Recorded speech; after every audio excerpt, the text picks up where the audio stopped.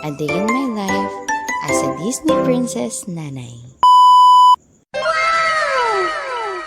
So for today's lunch, ang ulam natin ay ang napakasarap at napakasimple na adobo sa asin.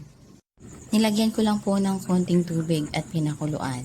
And then, antayan nating mabawasan yung tubig, magdadagdag pa tayo ng ingredients.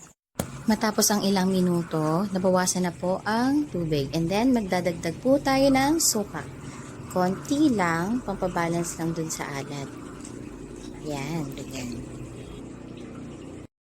At matapos ang ilang minuto, natuyo na ang sabaw.